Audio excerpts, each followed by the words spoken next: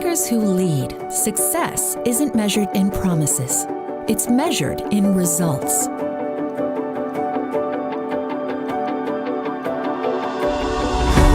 At Rockwell Automation, our 24,000 employees across the globe focus every day on delivering business results for our customers. Because with every result achieved, we realize the promise of expanding human possibilities. That's why we're Rockwell. Our customers make products and deliver solutions that touch all of our lives. And they partner with us to realize measurable, consistent, and profitable business outcomes, delivering the real results they and their customers depend on. The people of Rockwell and our vast production technology portfolio make a real difference in industrial production quality, speed, and efficiency, making a difference in ramping up adequate supplies of life-saving vaccines, making a difference by helping deliver vehicles that are affordable, efficient, and safe. Making a difference by engineering sustainability into every system and solution we deliver. Because at Rockwell, we believe better is possible. And the results we deliver add value for our customers every day, in every industry we serve. Our systems connect your company end to end with data-fueled insights, improving the decisions that deliver results and expanding human possibilities. Rockwell Automation. Results achieved.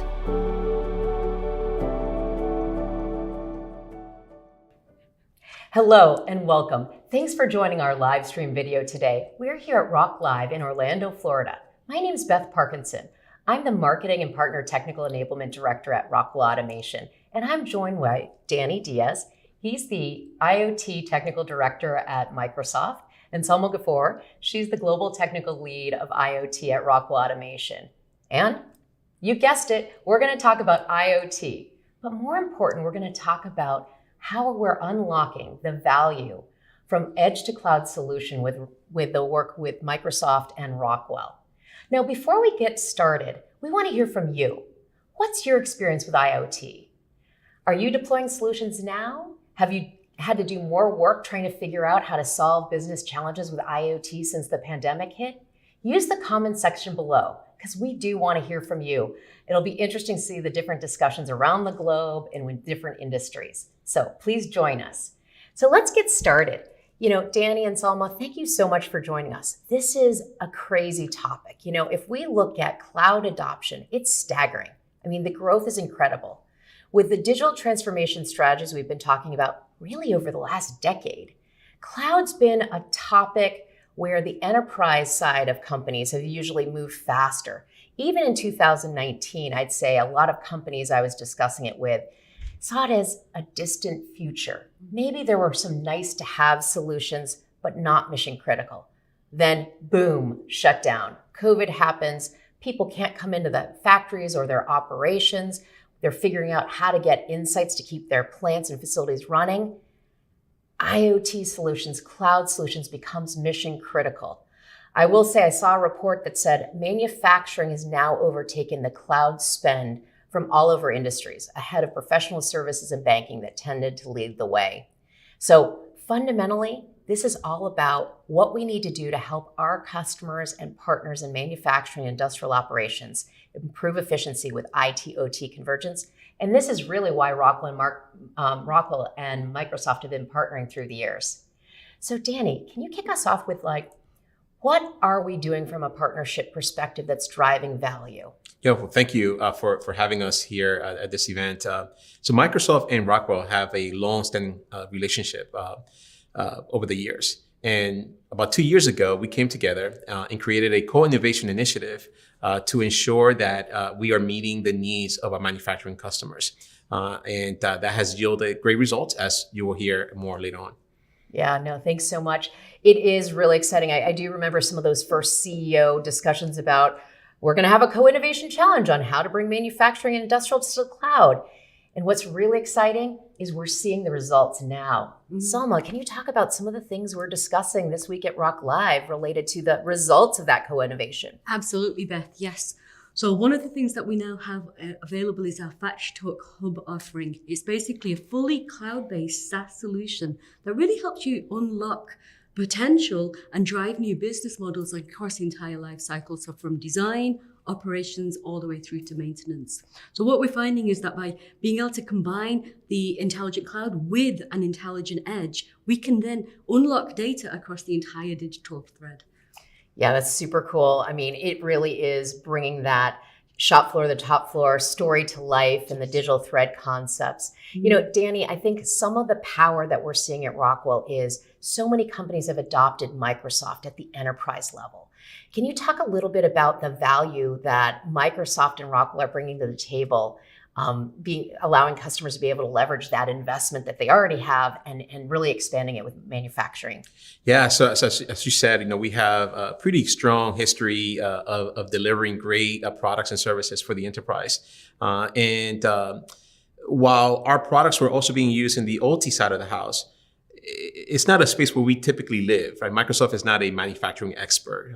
It's not where we would typically spend our time on. So this relationship allows us to get a little deeper within our manufacturing customers, learn more about the space, but also being able to bring really good innovation, things that we typically would not touch, but that the customer's needs, right? So, and it starts with the edge, right? It starts with a secure, intelligent edge where I can collect my data and then send it to the cloud. And then once it's in the cloud, that's where we come in and bring a whole bunch of different products and services to allow customers to bring insights, bring new alerts, bring new efficiencies into the processes.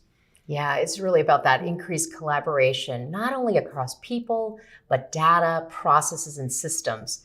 And I think that's really turning up some new business value for customers. Danny, you mentioned that there was a mutual customer of ours that you'd been working with, and they were seeing tremendous value with the edge to cloud strategy. You want to tell us a little more about that? So, it started back, I want to say it was actually at the end of 2018. We started some conversations, and by the end of 19, we started doing some actual development on this new solution. And it was just perfect timing because COVID hit as phase one was being rolled out. And some of the comments that we heard from the customer was like, whoa, like this is game changing for us. We're able to see, get a look at our manufacturing floor remotely. We don't have to be there. We're keeping a very skeleton crew every single plant because of COVID, but we can see the holistic view now all remotely. And for them, that was game changing. And one of the things that we saw with this particular customers too is that this became the gateway to digital transformation, because from that particular solution, they keep innovating in different things, whether it is mixed reality or doing stuff with vision, doing projects with, more of the enterprise side of the house with Power BI and dashboards and whatnot. So the one project became the gateway to the rest of the digital transformation journey for this customer. I think that's where it starts, is like, how do you start seeing value and then be able to grow that? And I really do think the offerings that Microsoft brings to the table, across the enterprise, that we can build on is a ton of value for the organization that we are in, but also for all our customers and partners. Salma, I know you also work closely with customers. What other business value use cases are you seeing out there that you think are bringing that reason to go edge to cloud to life for our customers? Good question, Beth. So I'd say a key one that I tend to come across and talk to a lot of customers about is predictive maintenance. So this is like a hot topic for many, many of our customers in the industry, whereby because of like all the stresses of competition, supply chain limitations, all the challenges that they have, it's really about being able to do more with less. So not having to like constantly improve, add new resources, add new staff. So basically unlocking and getting more value out of what they have. So one of those is like asset optimization and utilization. So making sure that the machines that are already existing on the plant floor are running optimally, 100% ideally. So what we've discovered we can now do with the whole edge to cloud strategy is we can start building machine learning models that allows us to really help to identify faults that are going to occur before they happen. So what we can do is we can gather the data from the machines at the edge. We can then capture that, we can analyze it, and then we can then, to actually really build an accurate machine learning model, we need the power of the cloud, because it's not just a case of gathering the data from one machine, you need to gather it from all the machines on one facility. And for our enterprise customers, it's across all of their facilities. So really what we're now seeing is we can take all that data, we can send it up to the cloud, and that's where we can start building really accurate machine learning models that then we can then deploy to run back down at the edge, right down at the machine. So it's creating that closed loop feedback that's giving our customers real value.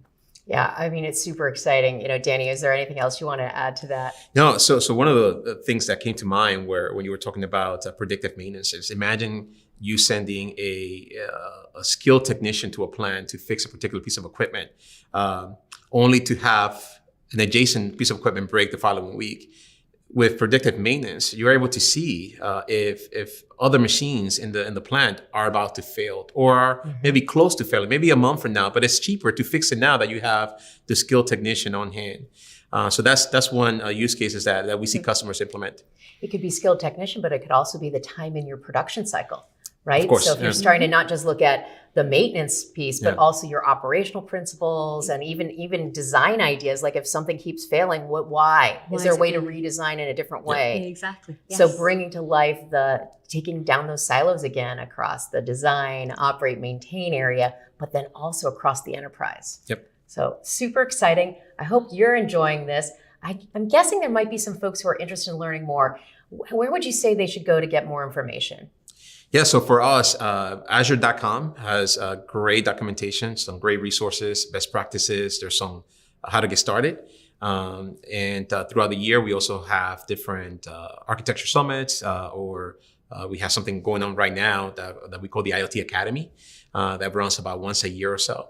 So make sure to check out Azure.com for more information. Excellent. And also what I'd like to say is we did a webinar with Rockwell and Microsoft. So Danny and myself, we did a webinar where we talk about the edge to cloud strategy that we have between Rockwell and Microsoft. So definitely check that one out.